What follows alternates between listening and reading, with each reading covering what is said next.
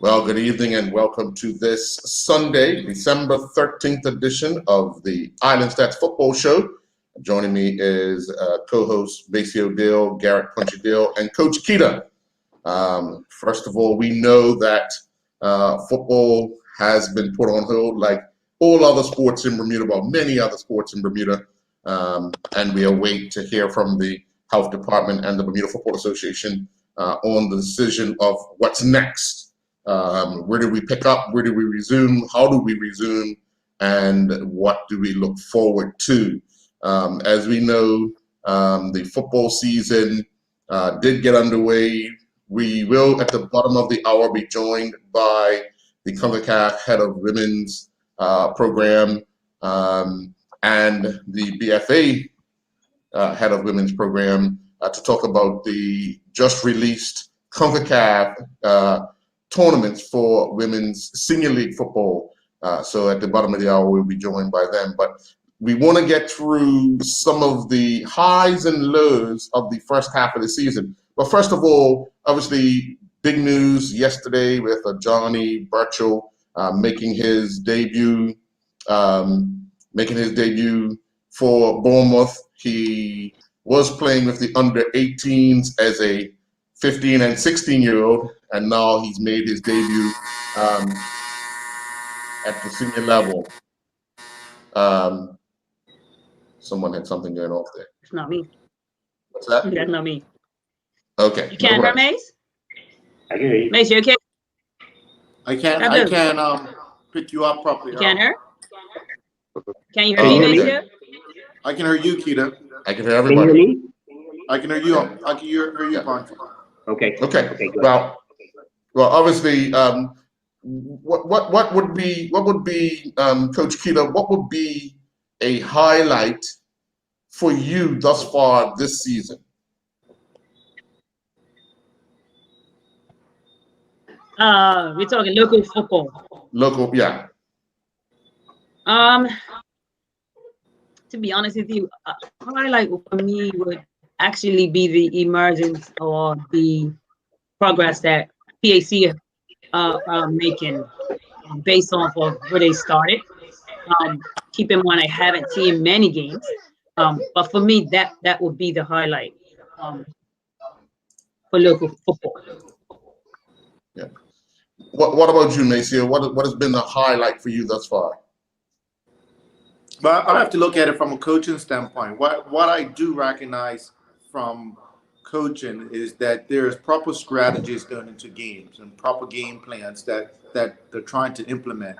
Yes, of course, the players have to get better and implement it technically, mentally, decision making, and physical piece. But the emergence of coaches being able to put game plans in place and the strategies of the game. But I also agree with Keita in PAT emerging, and in my opinion, doing things properly, building from the ground up. So PAT is built from the ground up, from their youth program right into that senior program, and that could be seen also in the coaching staff as well. So that's been a highlight, and definitely Danny Ton's style of play at the beginning of the season was definitely a highlight for me. Yeah. Punchy? Oh, my highlight is quite a few things. First of all, I just love to see so many more young players coming through, gifted young players that I've had to make notes on, especially the young man from Sons of the Eagles. I keep talking about him, but I've seen quite a few of them that I've been very impressed with. The other highlight is that because the coaching, the teams that are coaching these at the senior level here now in Bermuda, the young coaches who are just starting out. A lot of them, like for instance, guys, Sons of the Eagles, the young coach on at St. George's, It's a few of them. But my thing is that it's that I've seen the structure, the organization structure, which I always speak about, that. Because I was like, I'll tell you, when I went down to see Somerset Eagles against Norfolk, even the rain, and I saw when they came out and they were dressed, had this dress code. I was like, it was very impressive. So the structures, the organization, the structure of the game outside before you get on the field seems to get in there, which I do really believe is so most important for this country. But most of all, again, seeing these young, good players coming out that have. I just want to know what Kyle Light was going to do with them, but I've seen quite a bit of them, so I'm impressed. And the team's young players that look pretty good. That's really what I'm going to say about that. Yeah, one of my highs, I have to agree with Punchy, is the fact that we have so many talented youngsters. My hope is that the opportunities they're getting at the senior level in local football, they kind of take it with both hands, do their extras, do what needs to be done to force themselves into that national team, because that's key. Well, let me tell you. Let me say something, Earl. And I spoke to Keita and I spoke to Maceo. What I thought I knew about the game, I'm just when I went to England. But our preparation, which Maceo has spoken about, our preparation before these young men get over there. So we are on the cusp of just, Arjan is beginning. Remy, Sadeo took a little bit more time to blossom, but I'm telling you, we're getting it right for such a small country.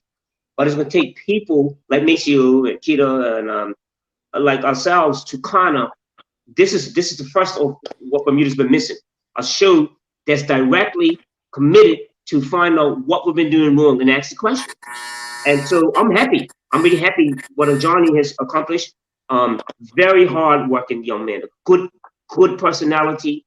That's what, if you're a lot of these young guys that listen to this show tonight, it's hard work and it's continuous. And that's what we need in this country. When I speak about the young men that I've seen who look like, yeah, this kid is 16, 17, he looks pretty good, but you've got to put your work in. Yeah. Not only are we talking about young men, but Coach Keita, you're also looking at it from the aspect of young females as well, because they have the opportunities to get into some of these programs as well, right out of school, isn't it? Yes. So, what's going to bode well for us is the more we get our young boys and young girls out of here playing, that's going to bode well for us at the national level. We're all part-timers at the National Academy. Our men's national team is our men's head coach is not a full-time head coach. So our players, myself, we train twice a week. My women's national teams train twice a week.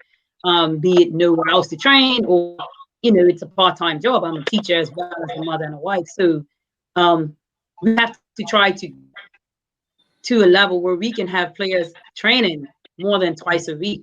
And this is what these players are getting overseas. They're getting more training. They're engrossed in it. Even if I speak about my players that are at IMG, IMG is school from 7 to 1 or 7 to 2, and then from 2 to 6 is football, and that's every day. Weekends obviously is games and training. But if we don't get our players playing more games, just immersed in a footballing culture more than twice a week. I see my players on Monday and then I see them again on Thursday. It's not even consecutive days. You know what I mean? So we have to, preparation wise, that helps with our preparation. If you look at the other countries, the countries that are doing well, and I'll speak more to it when Karina joins us, I'm watching Man United's women's team play, and I'm looking at the flags for the players of countries that they're from. When it comes time for national, at least 85% of their players, 100% of the players are playing pro or semi-pro or playing steady. So when it comes time for them, they just have camps. So they bring their players in for camps. They look at who they got. They know that everyone they're looking at is playing at a decent level, and then they got to pick from that. Whereas, and I have some players that's not even playing in the club team until this season, where I forced 2 teams into the under-17 league, so that to make sure that all the under-15s and all the under-17s are now training twice a week and at least playing on Saturdays. If not, you know what I mean, it wouldn't be. We just don't have enough clubs right now pulling girls to have girls. So that is part of our problem, is that our players are not immersed. And you know, with what these boys are going to go through now, for Johnny, I mean, it's quite obvious at 16 breaking into the first team, he's put the work in, and it had to be something that had to be done outside of Bermuda.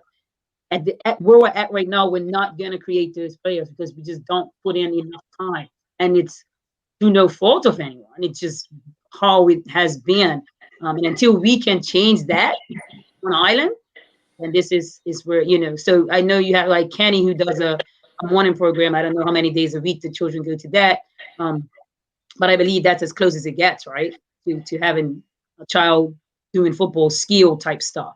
But then games is what's important. Maceo, from a coaching, part of the coaching organization, where do you see them? What part do you see them playing in what Keita's talking about, the increase of not only playing, but getting the extra technical skills needed and everything that comes around preparing our young people for overseas? Well, first of all, it's something that I've been banging on for the last 15 years as to Bermuda as a country becoming a farm for players that can go overseas, and not just go overseas and be behind, but go overseas and be on a par level, because we are blessed with talent more than anyone else in the world. I've been to Brazil, I've been to Germany, I've been to all over Europe, I've been all over America in my time, and we are blessed with talent. What we don't have is a structure that fully and holistically develops that talent to a next level. So our players are world class. Our players are world class up until 10 years old. And after 10 years old, we're not developing them past that world class. And something was said to me by some Spanish coaches that had to humble me, that I worked with at Valencia when they came here for the 3 years. They said, you have world class players. What you don't have is world class parents, world class teachers, and world class coaches. So you're not going to develop something that's world class. So the coaching education piece and the exposure piece can help us as coaches, administrators, teachers, parents to learn how to improve. You hear Punchy talking about what he learned being in the UK. What he thought he knew, he didn't know. And then when he goes in the UK and he learns something and see what that structure looks like. Bermuda has to have a mental change and to understand us being small is a benefit to us, because we have no excuse why we can't train more. We ain't got to travel 2 hours. We're not got cool weather. We're not got all those things why we can't train more. What we have to have in the coaching organization and Bermuda as well is collective agreement, and how do we go forward? Whether we create this collective agreement through our school system, whether we create this collective agreement through our club system, but we have to have a collective agreement of what it looks like, and a holistic collective agreement in how we implement football. And I'll give you an example what I mean by that. Just factual stuff. So I know a player that was at North Village, and at North Village, he was playing center half. When he played in the under-20 team, he was the striker. Yeah. One sec. When he played in the under-20 team, he was the striker. So you go from playing center half to a striker on an international. That's two totally different habits. But what it also demonstrates that our club system, our national system, our coaches are not on the same page as what we're building. We're totally apart and we have to figure out how to come closer together and build a systematic structure that takes a player from 5 to 6, and that's compatible with international. So you take a Johnny and you take Remy that spent 4 years at Bournemouth. They left here, they was 11, 12 years old before they started to take the dive in Bermuda, because you do take a dive in Bermuda after that. My son, Sadeo, left here at 12 years old. Yeah. And they were in an environment, you see what that environment's now built them to.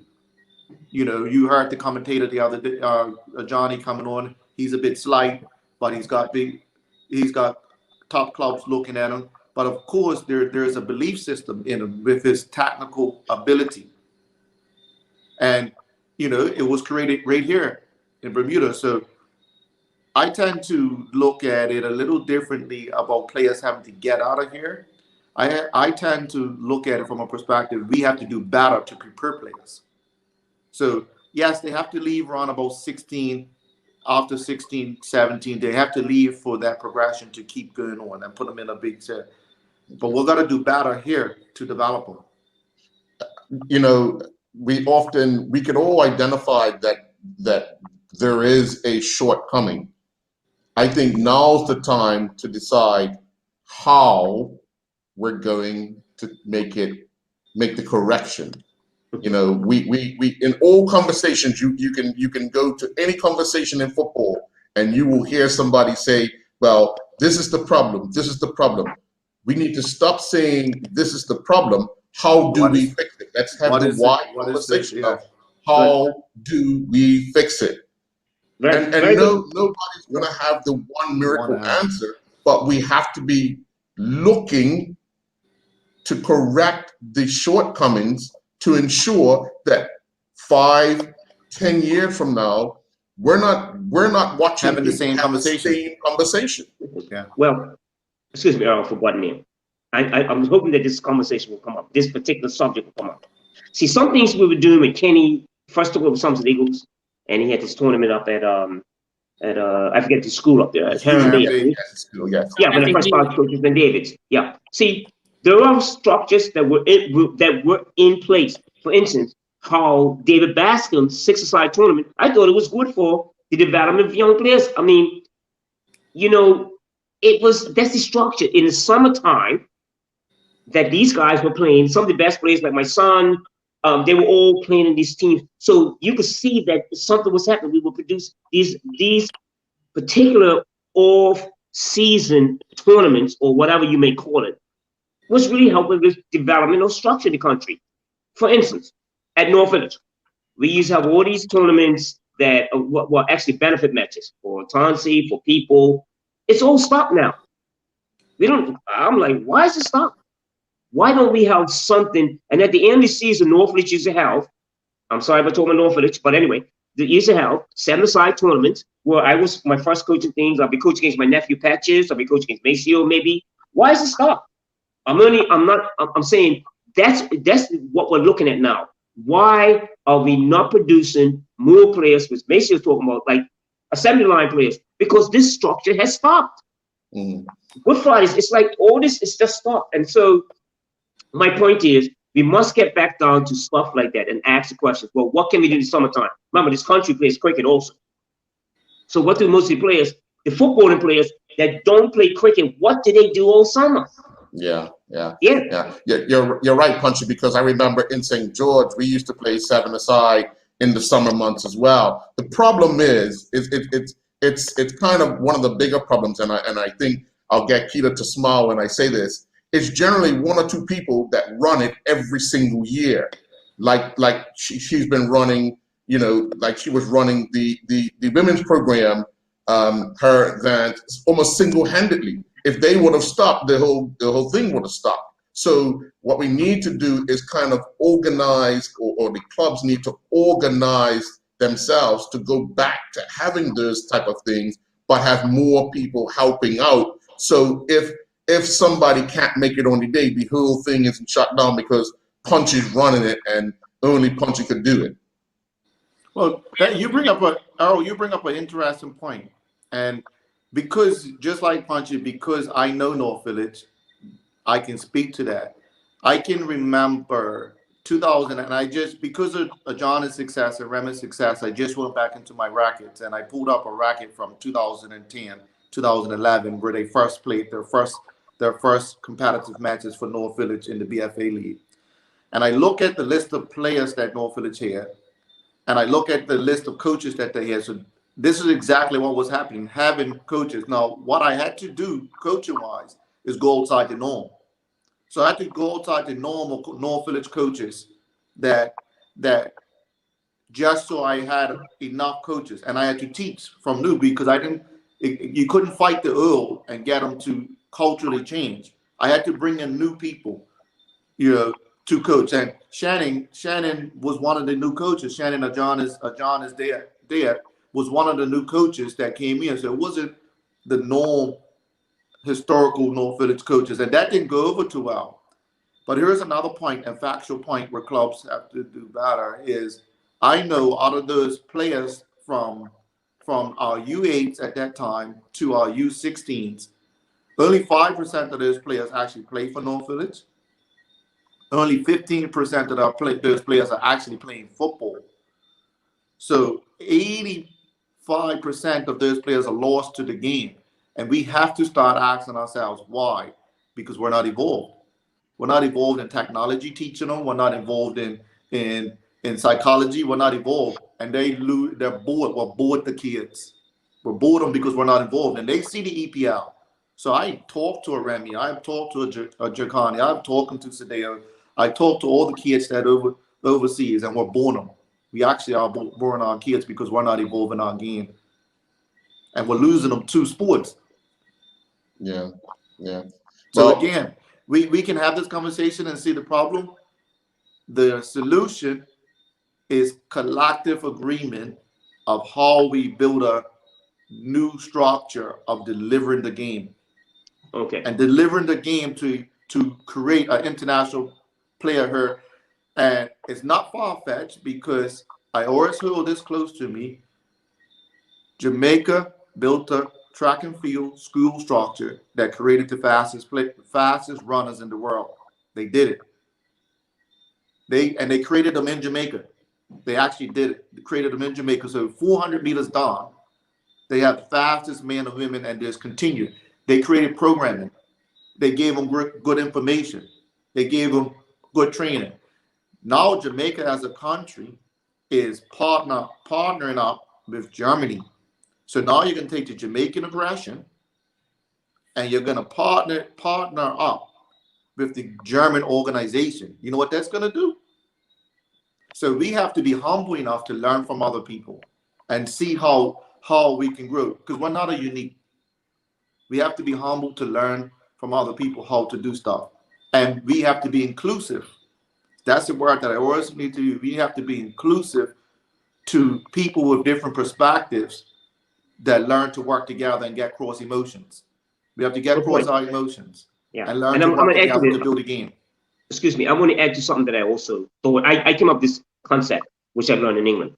Let's say for Thursdays, Ajani and Remy in the academy, this is what they used to do.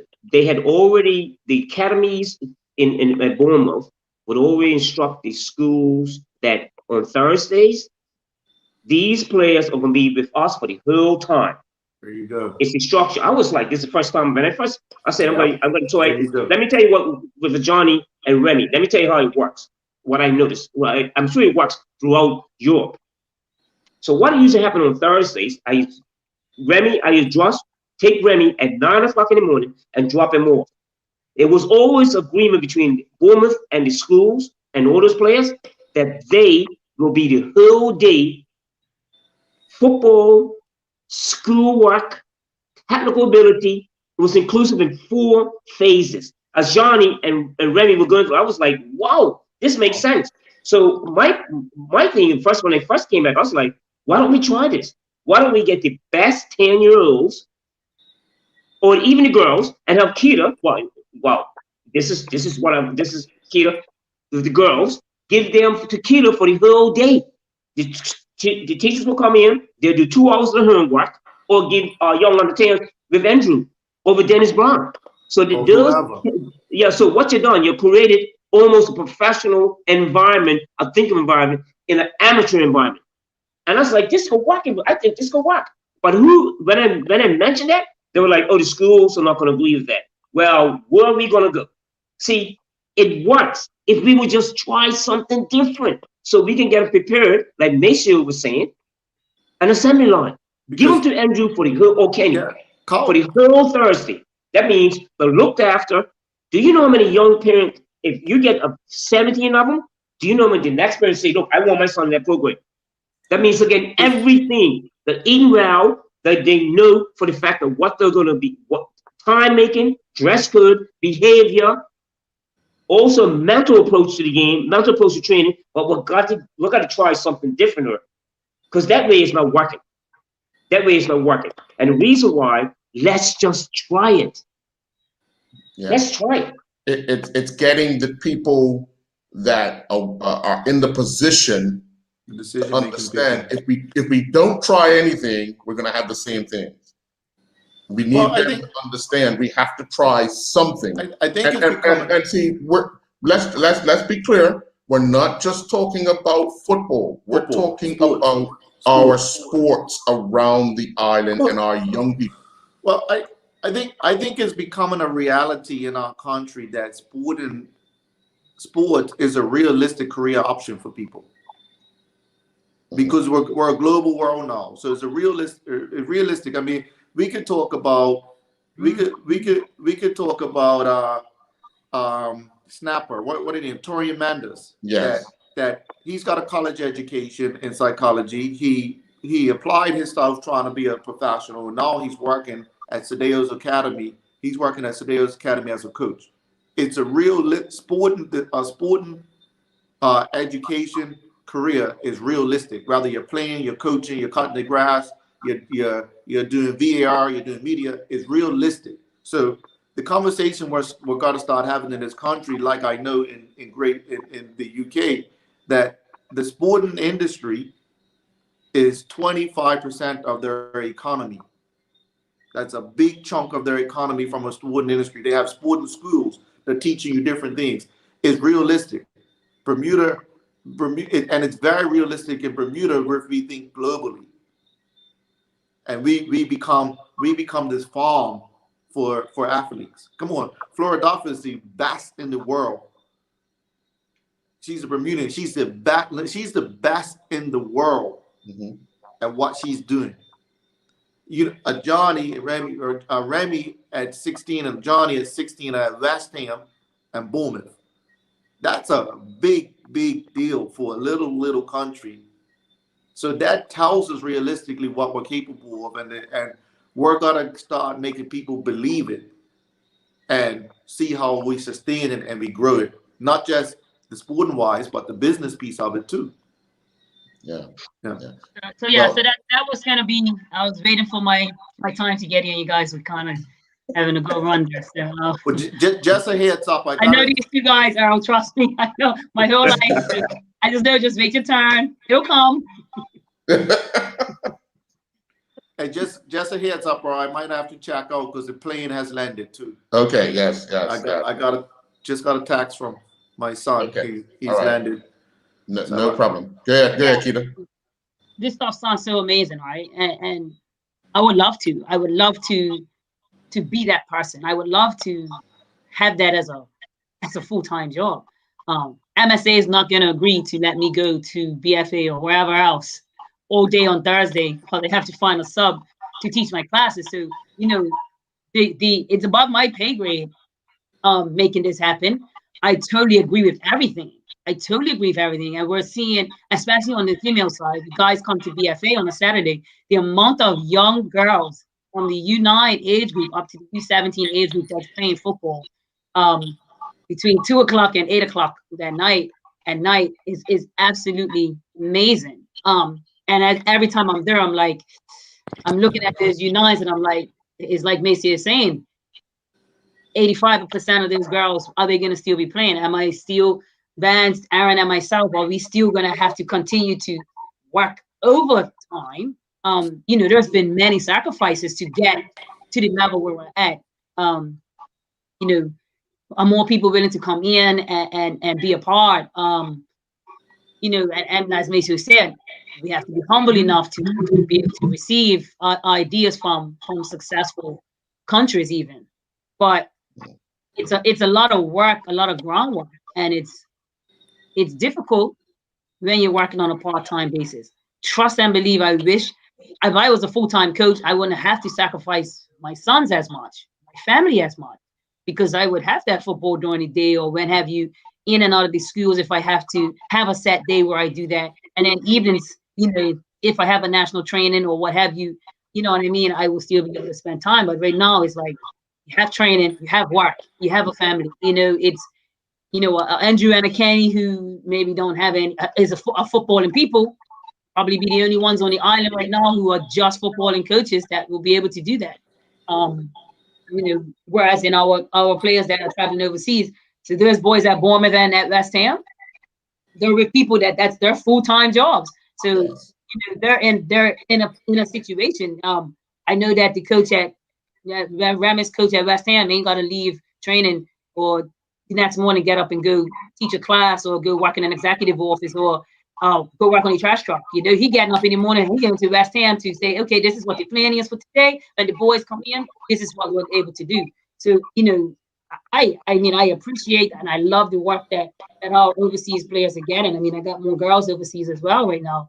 But until we're able to get to that professional full-time position, you know, we're going to be punching above our weight where we can, and other times we're going to succumb to the pressure.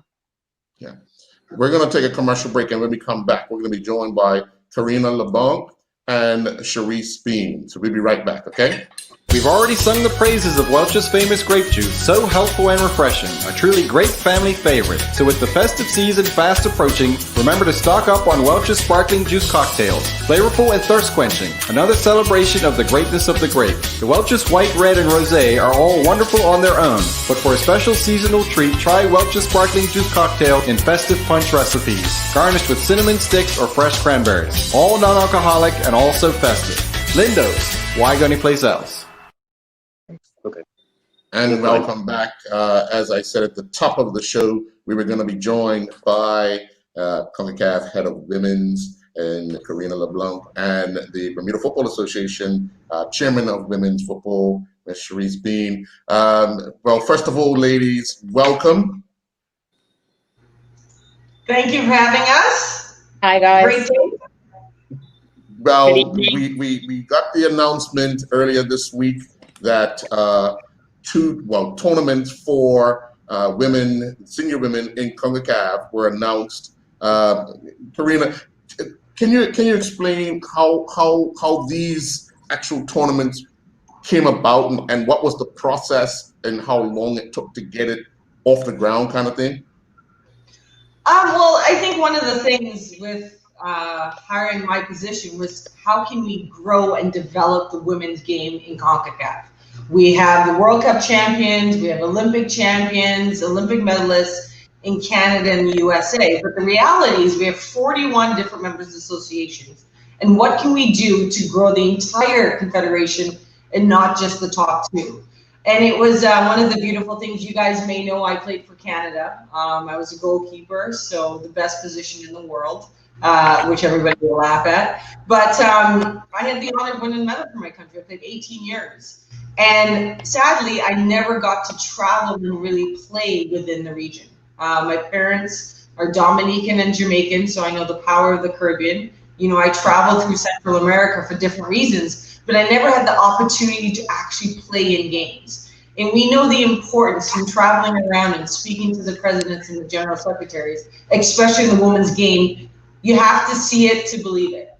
So the opportunity now is that a country like Bermuda will get to host important, impactful games. I mean, we saw the success of the girls at the U15, and I have goosebumps right now thinking of them coming home to Bermuda, to the radio and the news channels and the parades and the excitement. And from us, our perspective, we're looking at that, we're like, there's a need, and listening to all of you so far in this conversation here tonight, there is a need. There are young girls that play. So now it's creating a competition where we'll have double the amount of games, which is fantastic. Like I said, home games, and I know in speaking, especially with your president and general secretary and Cherise and everybody knowing the importance of having games. And throughout the region, it was one of those things where we presented it to the council and everybody was a yes. Because I think it's time that the world has started to see the power of the women's game. The world has started to see that it's not just for the selected few, but the power of dropping a ball in your country. You know, these girls go on to, they may not go to the World Cup and the Olympics and win the Olympics, but it's that process. It's the lessons you learn. It's the confidence these young girls walk away with, the potential for a scholarship. And I know you guys have something in Bermuda itself. The potential of this and what it means is game changing. And so that's why I'm really excited. And hopefully you guys are too. Yeah. Given I got to run, can I chime in really quickly? Yeah. First of all, ladies, thank you for your aggression as women that you have done to grow the women's game and to be a voice that's been heard. I've followed the women's game quite closely over the years and speaking out on certain issues, even from the perspective of equal pay and stuff like that. So I do applaud your aggression to grow the women's game. And quite rightly, we have the world champions, the World Cup champions in our CONCACAF region. So I see the speed that the women is growing in our CONCACAF region, even over the men's, because we're not got a CONCACAF, we're not had a CONCACAF World Cup winner in our men. So you have to be applauded for the work that you've done over the years and the late work as players and not as administrators to put us to this point. And I've been very critical of football in Bermuda and the BFA over my years, and I especially want to congratulate publicly Sharice Bean, because we need a lion in those meetings that go and gather stuff. So I'm happy to see Bermuda in meetings, sitting down to the table, and I specifically talk about the $500,000 that came towards Bermuda Way to develop our game. So we need people in those places that are aggressive enough to get opportunities for us to grow and to go to the next step. To go to the next step of creating structures that we grow the game. So my piece in this, as I see the women's game being young in comparison to the man's game, but it's moving at speed. It's especially in our region, is moving at speed. So I don't have any specific questions, because I see the development. I just have more encouragement of the aggressiveness to go in the rooms and get what you want. And don't ask. Don't ask. And don't wait. Go get it. Yeah. What you want for the game. Thanks, Mace. Karina, I want to ask another question before everyone else jumps in, and I'm going to ask Sharice a question. When we're looking at you guys have come up with 2 senior tournaments. What about the under 20s, the under 17s? They kind of only play those qualifying tournaments each year. I know it's a little difficult because of schooling and scheduling and all that, but is the idea or the mandate to keep encouraging the youngsters to play right through to the senior league to get to this level? Absolutely. I mean, competitions drives development, right? So we know that in having these competitions at the top where, if you look at the next Women's World Cup, there will be more slots, right? So right now we're in the process of fighting to get CONCACAF to get more slots, so that the Jamaicas are not a one-off, so that it could be Jamaica and then Bermuda, right? So you have to look at the top and say, what can we do at this level to make sure we drive competition? We get more of our countries in this competition at a level that they're ready to play. And so this is one of the ideas. But our youth tournaments, we're the only confederation to have a U15 tournament, and that's development, right? Most have U17 and U20 because those go to the World Cup. In CONCACAF, we see the importance of the development of the youth players. So U15, we bring them in to give them that experience, that international experience, the ability, and I know at the U15s, we talk to the players, the young players about this, the power of putting that flag on your heart. There's 2 types of people. I remember our coach said this to us before the Olympics. There's 2 types of people who get to wear the flag on the heart. Those that protect the country, the military, those that inspire the country. Now, these young girls, this is what we said to them, at age 14, you're already inspiring your country. You need to understand the power of putting that jersey on, the power of having your flag on your heart. It starts here. So if we're developing not only players, but women who are ready to take off into the world and do big things, it starts with dropping the ball. So at the youth tournament, there's a completely different priority than, say, at a senior tournament. But you have to start at that level because, again, this is the World Cup. This is This is to a lot of the presidents, and to your point, it's like this is the conversation we were having. Create that legacy on the men's side, but look at the opportunity on the women's side, right? Look at Jamaica. They started investing in their girls. What happened? They went to a World Cup, right? And you saw the world cheering on Jamaica. But most importantly, these girls and these women are able to articulate, and you have to see it to believe it. I came from a small country. I grew up in Dominica, right? And you guys know that's not Dominican Republic. I grew up in Dominica. Right? Small, shy girl over here. This girl got to stand and see her flag rise. It was a different flag, but win a medal for her country because I dared to dream big. But the biggest thing is I had the opportunity. And that's what we're doing at CONCACAF. We are giving opportunity to young girls to say, dream whatever you want to dream, but make football be a part of that. Because we all know in this call the power of this game, right? Like, I used to be shy. Now put me in front of a million people. I'm like, hey, what's going on? Like, what do you guys want to talk about, right? But this game gave me the confidence. It's great for the health. It's great for nutrition. It's great for grades. It's great for so many things. And when I was in Bermuda, that was one of the things when we had our seminar and symposium was just to talk to the parents about, like, put your daughter in football because, right? It's not the things it's not going to make her. It's the things it's going to make her. And again, to go back to your question with the competitions, the youth are a huge priority. But this is an additional bonus to everything that we're going to do on the youth side. Yeah. My last question, Sharif, from the boardroom standpoint, is it going to be, can we see more collective with bringing in coaches to talk about how they can help the women's game get better, get more girls inclusive? Because hopefully this is not just a one-off thing. This is going to be down the road, and we have to build towards it. We're not going to be successful overnight. It's going to take us some time. So can we see that possibility from the standpoint of inside the office, reaching out to people on the outside to see if we can get some help?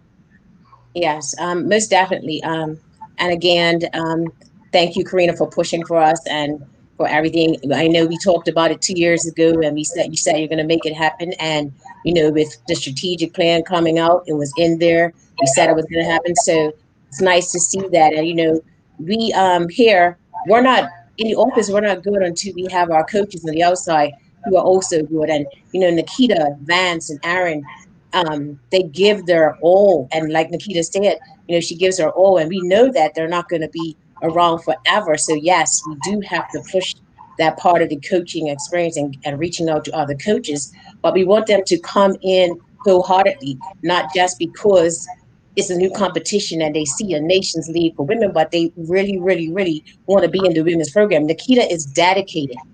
If you look out and you see her outside that window, and I'm inside the boardroom and I look out and she's out on that field, it's almost every day of the week.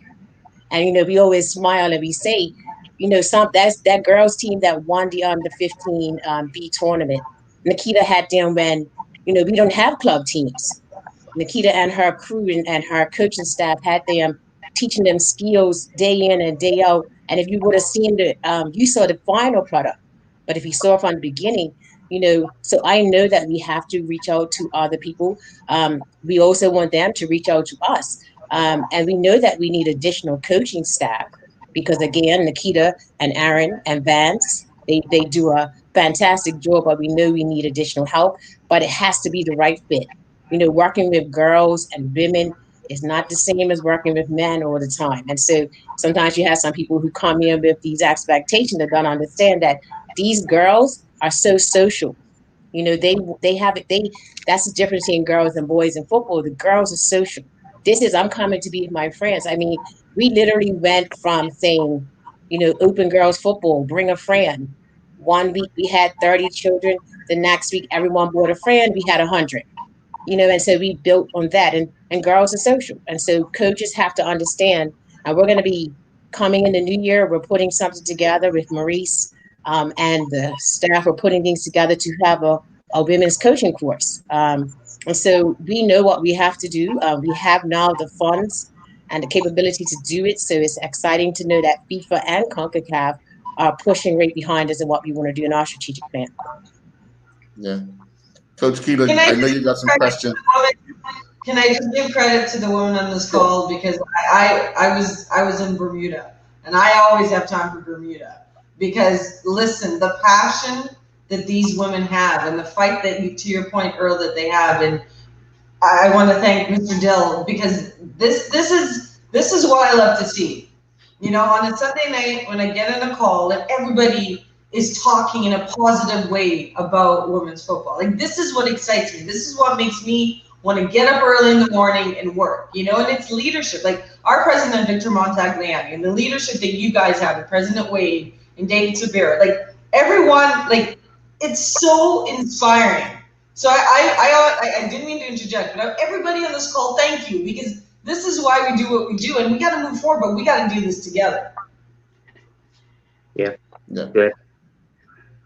Coach Keita, I know you got some questions as a coach. Good evening, Karina. Such a pleasure to see you once again. Congratulations on little Paris. She's beautiful. You did a great job. This is exciting. This is very exciting. In 2015, I spoke to Sharice and a few others, and I said, you know, I need to put in a 7-year plan. What does 2022 look like for women's football in Bermuda? I said, you know, we're going to take an age group. We're going to take 12-year-olds to 23-year-olds, and we're going to work with that age group. And we're going to see how far we can get. We were solely based off of where we will be in 2022 for that women's World Cup.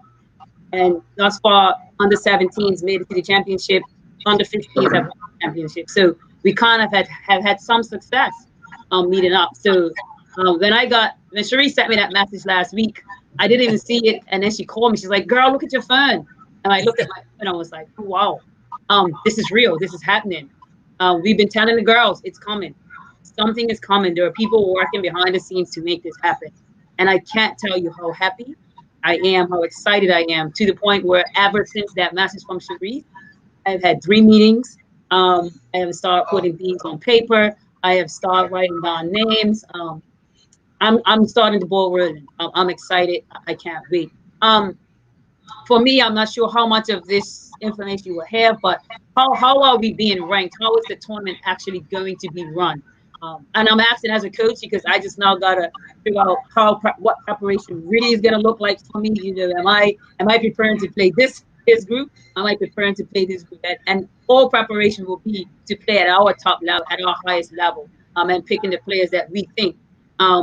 I'm sorry, before you answer that, it's still a relatively young team. The same under 15s that won that tournament are now part of the women's setup. So it's still part of that 7-year plan. And where's that 12-year-old going to be in 2022? So yeah, I really am asking, what are the rankings? What does that look like for us, Bermuda, especially?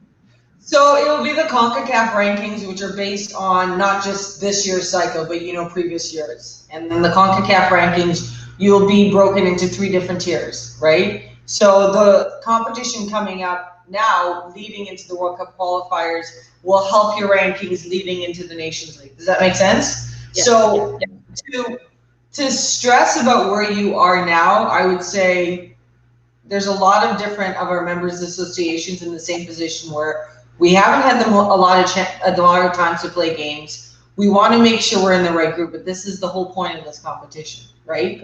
It's to start from where we are. We know that some of our members associations have not been able to play in many years, but this is the dangling fruit, right? And this is why this is important. We also know that there's a lot of Caribbean countries who the reality, it's going to be youth players playing their way up, and that's okay. Because again, it's a long-term plan. It's not, okay, you're not here, you're done, but there's also promotion and relegation, which is also the exciting thing, right? So it gives the opportunity, no matter where you are now, you can climb up. So there's a lot of things we still need to look at. I mean, trust me, this is not, okay, we're done and let's relax. This is the beginning, right? And this is one of the things why it's exciting to be on this call and actually hear what the feedback is, hear the excitement. Like, I'm telling you, I have goosebumps right now. The fact that for something we did inspired you, first of all, inspired you guys to invite me on, thank you, but inspired you to have more meetings to say, how can we move forward? This is a telling of what Bermuda is, right? This is the telling of the people in Bermuda. This is the sign that, and I said it when I came, man, this is a different feeling. This is a different vibe. And it's a beautiful one. It's an accepting one. It's exclusive, like all the things that you guys have said. And what an opportunity now for Bermuda, right? Like it's not so far-fetched when you say in blank, blank, blank, Bermuda's women's soccer team will be in the World Cup. Mm-hmm. That's up to you guys now. We've created the opportunity, but now it's harnessing and taking that. And from this call, I'm seeing that's exactly what's, I mean, every time David Sabir speaks at the CONCACAF and FIFA things, he gets a standing ovation. And I'm like, let's go, you know, because you know what I mean? Yeah. You know, I mean, I love having calls with you guys. Trust me, Sharice called on like Sunday night. I have Sunday night for my families. That's it. But where am I? I'm right here because I love this. I'm gonna check out because I've got to run to the other end of the island to pick up my son at the airport. But I want to leave with the question for you girls. You can call us women. How do in the future? Yeah, you women. Yes, sorry. Thank you for the correction. Hey, how do we start to retain professionally our players in our CONCACAF region as the European region is starting to come and take the players and give them opportunities over in Europe? What's that plan? What does that look like? And what are the challenges for you for us to achieve that within our region? I'm gonna listen first before I answer. Who was the question? It was a question for Karina, or was it for you just threw it out? For all the ladies, the women. It's like, you know, because we see. I mean, I just see the American striker that went over to United. Tottenham and Manchester. In Manchester City. And we know the battle that's going on for equality within our region. You know, within the women, that battle. And it becomes conscious of losing our better players to the European region because we're not retaining them. What does that battle look like for you women at CONCACAF or at FIFA? And how can we address that? Because in my head, you know, who doesn't want to play football in the CONCACAF region in the likes of Jamaica, Bermuda? You know, even if you look at it from a tourism product, you know, the islands or in Mexico and the U.S. How do we start to retain our players within our region? You guys, I'll let you guys go first. And another challenge for you wonderful ladies to achieve. I got an answer. Coach, you want to go first? I mean, I don't want to take over. I have a response, but I'll let you guys go first. Or do you want me to go, Coach? No, you can go. You can go because we don't have any league. We can't compete with Europe in Bermuda. That's for sure. But the U.S. do have a semi-pro or professional league that can compete with Europe. So I think it's coming from that standpoint. I think we need to go brick by brick, step by step, right? So I think for us is to get leagues running long enough throughout the Caribbean region and worry about retaining in that aspect before we worry about, you know, Europe and whatnot. Now, from a Canada-USA standpoint, these players, and I mean, I've spoken to them, it's the opportunity to play in a Champions League, right? If this pandemic hadn't necessarily happened, they may not have gone themselves because it's right before the Olympic year, right? So the reality is before the Olympic year, as a coach, you don't want your players to be on 15 different calendars. You want your co-players as much as you can to be on one calendar. Now, with the pandemic happening, NWSL still had the most successful season they've had in terms of bringing in sponsorship dollars, in terms of so many ways. They grew from the pandemic, which once the pandemic is over, they'll be able to reassess with players coming in and not. Did it open up the doors to go over to Europe? Absolutely. At the end of the day, does the women's game grow? Yes. Now, with that opening and those opportunities, it's now an opportunity for us to have the conversations. What are we going to do? And I'm going to tell you, we are having these conversations internally about how do we respond to this? How do we make sure that we can retain the players? How do we make sure to create, you know, the Mexican League is a fantastic league. I mean, you look at it, their numbers, the support, like 50,000 to a game, right? It's there. Now it's a good problem of us having this collective conversation of what do we need to do to keep our players here, but then it's not a bad thing if they're going to go overseas. Because at the end of the day, we want our players to be at their best. And if that opportunity, as it has been, and the players have enjoyed it right now, to go over to the UK and play in some of the biggest stadiums and with the biggest names, what an opportunity as a player, you know? Like, I was asked, would I have done it? I mean, I think it was a different time, but I think now it was an opportunity. But I think you're going to see the players come back, because the NWSL is their personal league. The Mexican league is fantastic. But now what we're trying to do with this competition is also drive the conversation within Bermuda to have an elite women's, club or league, so that can feed and be the pathway into this Nations League, if that answers your question. Sure, it does. I just wanted to understand that it's conversation around and how we continue to grow. But with that, guys, I appreciate it. I got to check out Earl. Thank you for the opportunity. Nice meeting you, Karina. And keep up the good work, you guys. Thanks, Max. I know Punch has been waiting patiently. Go ahead, Punch. Yeah. How you doing? Hi. Good to have you both on the show. This is a new show. It's even new for me. Glad to see you both. Anyway, I'm kind of the historian in this part. So let me tell you something. I think Keita would know. About 10 or 15 years ago, when I first did my coaching badge, I was with David Bascom, was actually starting he had left Bermuda. He went to the United States and Pennsylvania.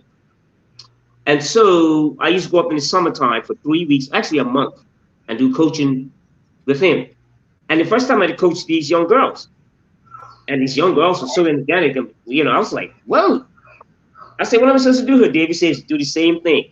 But the thing is, I said to David Bascom, I said, David, so what's going to happen with the United States Women's League? Is it going to actually progress? He says, let me tell you something. I'm going to drive you around for an hour, and I'm going to show you something after this coaching session, what's happening in the United States. I was like, yeah. He said, let me explain it to you. What are these young girls going to do who can't play basketball, they're not 5'10" and stuff like that, and who can't run track? What are we going to do with them? What do you think is going to happen here? I was like, He says, let me show you what's going to happen. It's organization. So he drove me around for an hour, all over Pennsylvania, Hershey. We went over. Every school had football fields, and they had a girls' team.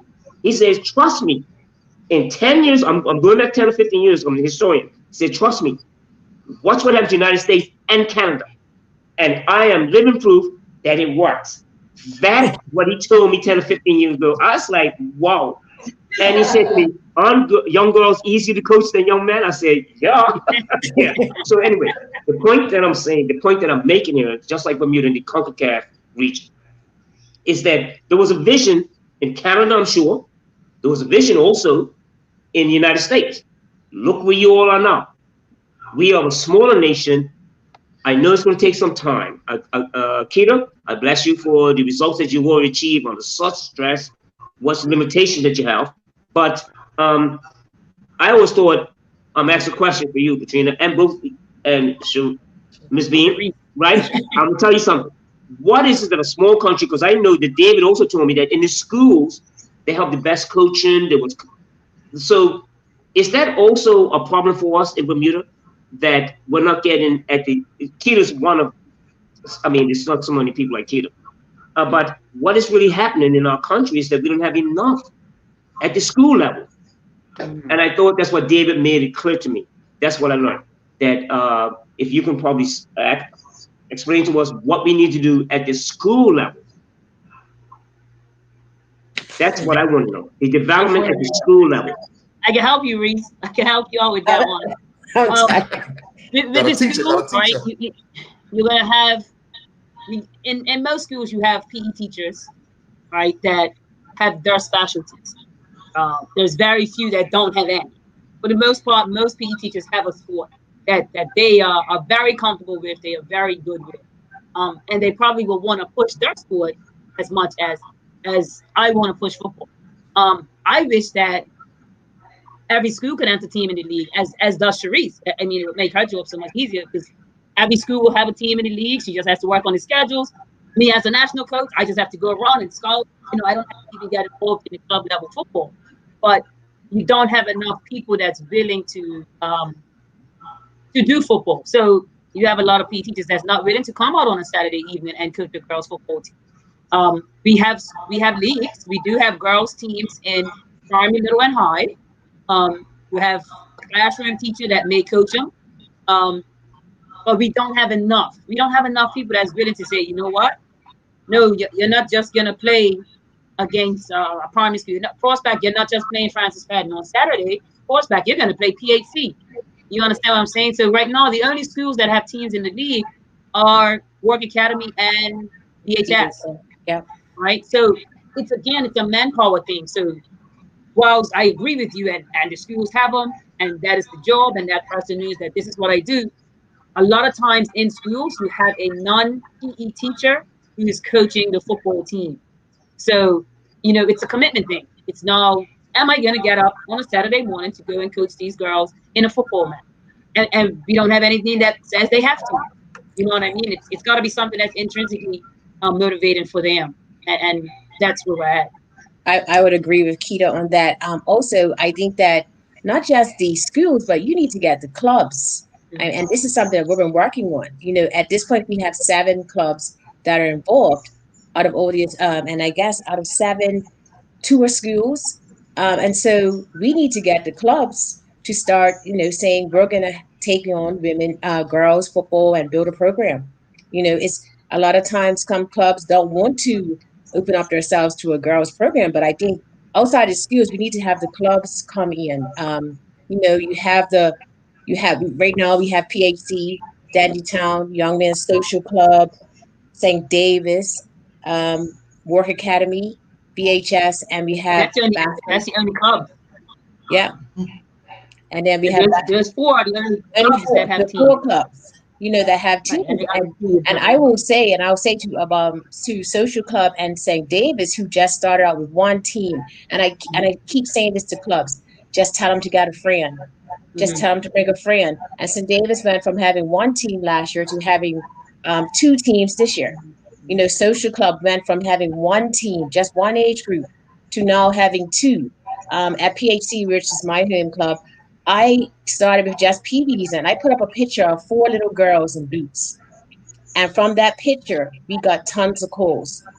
And we didn't even have to advertise to say we're having a girls program, but we put up a picture on our social media, you know, and girls dressed in their black and white, the football boots, and they were only 4 years old. They're now 9, 10 years old now, and they've been together for the whole time. And Keita always says when she looks at that team, these girls have been together for a while, and they're excellent. But, you know, but I have to say the coaches, having my coaches at PHC to believe in the fact that, yes, I'm a male, but I can coach girls, you know, having them to understand what it takes to coach a girl. I just think that clubs must buy into it, you know, and we do have some plans. I mean, my women's committee are working hard, you know, to start going into the clubs and asking what they need. We actually started off using FIFA's funds and giving out club grants. And we said, if you have a women's team, we'll give you a club grant towards equipment or uniforms or whatever you need to help you have a program. So, you know, so having the funding from FIFA helps us a lot. But the clubs, you know, if any club is out there that wants to join, we're always willing to help. You know, Keita will say, you know, I have enough players on my team, and we'll say, you know what, go to St. Davis or go to this other place. But we have to have clubs willing to take on girls. I think that's one of the biggest things. Karine, I do want to ask another question when it comes back to this program. How dedicated is CONCACAF to making this a long-lasting event? Because we know that sometimes if things don't work out right away, they're kind of pushed to the side. This idea was inspired from our president, Victor Montagliani. Like, this is his vision, right? So he was the one that was like challenging me, like, what is it that we're gonna do to make sure that we develop and grow the game in our entire region? And I can tell you from my relationship with Victor Montagliani, and not to go back to too much, but when we won our medal in 2012 at the Olympics, he was the president at the time for Canada Soccer. And he was in that locker room crying with us. And I'm telling you, this is personal, Tim. This is not a president who's like, oh, this helps me look good. This is a president who believes in the power of the women's game. He fought for it within our country. And when he got this position, he was like, women's football in the entire CONCACAF Federation needs to take a step forward. So he is committed to this. And that's the discussions we have. It's black and white. It's not like, no, you know, like if you come to something that is not sustainable, it's like, no. So I can tell you this was not done for media. This was done because it is important to him. It's important to the leadership. And I think you can tell my passion. I wouldn't be here if it was just something. I'm driven by living a purposeful life. And this is why this type of conversation drives me. You drive me. Like, I mean, for me to hear what Coach just said that it made her do, I'm going forward with that. That's a story I'm going to remind people of. This is the action steps. This is what happens when we do these things. And I'll tell you from CONCACAF, this has been a priority, and it's good, and the feedback's been great. But this is, like I said to you, this is just the beginning. Like literally our group chat was like, this was great. This is just the beginning. The hard work is still to come. And we know that. But again, the women's game is growing. It's not a secret anymore. It's not something that you should say it might happen. It has happened, it is happening, and it will only continue to become bigger and better. And you see it from FIFA. Hopefully this is a sign that you see it from us. But the most important thing now is, what are you guys going to do with this, right? What is each MA going to do with this? And to your point, it's, as Sharice is saying, it's going to the clubs and saying, hey, here's a couple, like, you know, maybe for equipment, we'll put this towards it. It's the pictures. It's figuring out what is unique about each country and what is it going to take to grow it. And you have obviously the people committed here. I know from your president, I know from your general secretary, because those are the people I speak to often enough. The women's football, and you know what, for me, I can tell you very quickly when I'm speaking to somebody, they don't really care. Mm-hmm. That's not the situation in Bermuda. And this is what excites me. And I think it's a great opportunity here. And I'm just, it's such an opportunity. Yeah. I know I promised you later 30 minutes. So any final questions, Keita? No, I'm just ready to start working, man. I'm ready to hit the ground running. COVID needs to leave us alone. Yeah. We're on that TAM pressing gathering. So today was more of, okay, TAM pressing gathering. Do I bring in 7 players and 3 coaches and just the technical stuff? Should I say give us the go ahead? Like, it's not, if I can't have everybody, we're not going to train. No. How many government tell me I can have? However many I can have, that's who we go to the field with. Monday is this 7. Tuesday is this 7. Wednesday is the next 7. And we go. We cannot let COVID restrict us in our preparation. So I'm excited. Again, Karina, I cannot thank you enough. Sharice, keep doing what you're doing. I know you have our back. And I can't wait. I can't wait. I just want to add to that, Earl. Thank you very much for you both, Sharice and Katrina. It's a start. I think it's a work in progress. But guess what? You got to start somewhere. I think a lot of these young girls in this country need something else than whatever they're doing. But I'm just glad to have you all on. And this show is new. It's new for me, as I said earlier. I'm just glad to be able to speak with you all. Sharice, I wish you the best. Coach Keita, I think you're doing a great job, you know, and I wish you the best also. Katrina, it's been a privilege to speak with you all. Not to Uncle, it's Arena. Uncle, no T. Arena. Karina. I'm sorry, Karina. I'm sorry. I should have put my glasses on. I'm sorry about that. But the most important fact about the message is the message. That's why, as a historian on the show, I had to bring that to the forefront about David Bascomb. And I'm very happy.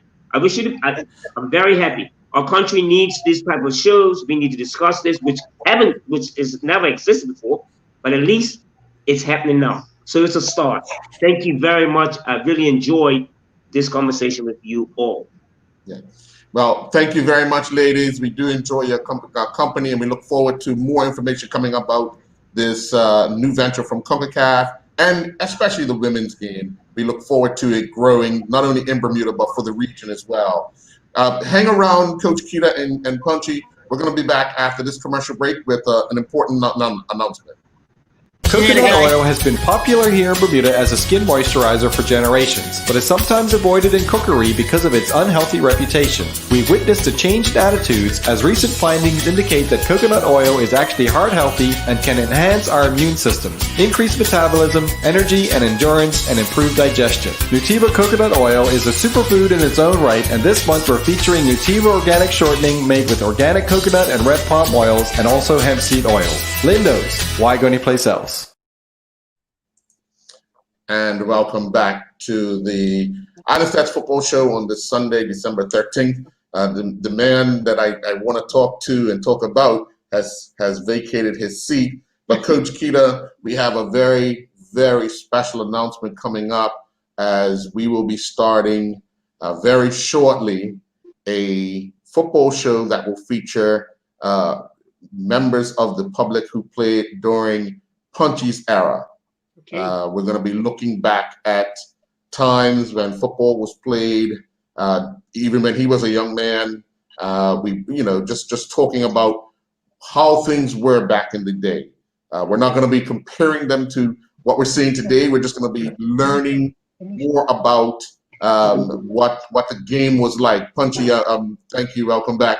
I'm just here announcing that you will be co-hosting a show with members of the public who played years ago. We're just going to be talking about their time playing, who they played with, who they played against, those type of things. And I know when we had our chat about how we wanted to lay this show out, I know you was really excited because it gives you a chance to actually pick some people's brains about who you played against, who you played with, before you, after you, all that type of stuff. But give us a sense of what you hope that particular show will actually do for the general public. Well, I always thought, because it's never been, we never, at the time that we were playing, and so many guys, even my older brother Kelvin, I can remember when I used to go with him to watch when North Village was really bad at the time. But there was never video, so we never go and look back on it and say, this is what we need to do. So now it's only hearsay. It's like, oh, let me tell you this story. So I think it's very important to hear these stories, to hear what happened in those days, what it was like. It's so important. It's history. And so we can kind of have a feedback. I think it would help us to where we need to be going, where we're going. And that's why I think the show is important. Not to reminisce about this, not too much about reminiscing. I think it should be a product of where we are, where we were at, and where we're going. And I think it's going to, I think it's going to be good. I think it's going to be very good. For instance, let's say I can remember going on Devonshire Rec and watching us play against, I forget, it was Iceland or someone like that. We drew 1-1. I forget, Iceland or I forget who it was. Anyway, the point is, those teams are now at the highest level in Europe, in our country. What happened when Pepe Deal was playing? I remember when I was a little kid watching him play in that game. So I think the historical facts need to be said, need to be come from somebody else, because I'm asking Joe Trott to be on. I want to help Ellsworth Lambert, whoever I can get about what we did was so good before, where we are now. And so I'm hoping that, I'm excited about it. Yeah, I'm excited about it. Well, we're looking to start that in 2 weeks' time, right around Christmas time, and then we will run it on a weekly basis. But we'll be informing the public on when we will be airing that show, what evening we'll be airing the show, and we will continue with this football show as well.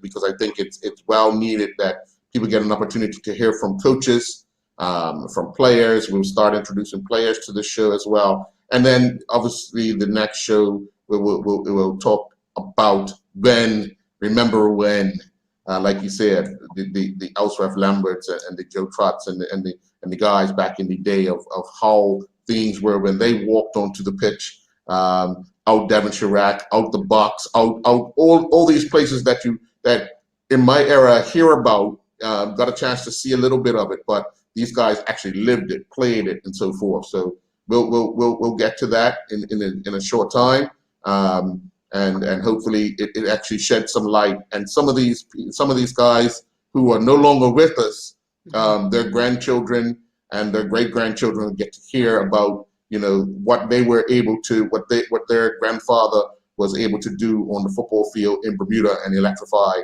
some people. And I know Coach Keita, we'll get to the women because they played an integral part coming up as well. We'll get to them as well because I think we need to ensure that the women's side is talked about because they had some historical years. Oh, yes. All right. Well, I do want to thank you both, as well as Maceo, for coming on tonight. We'll be back next week, Sunday, with another edition of Island Stats Football Show right here at 6 p.m. Enjoy your evening. Good night. Good night.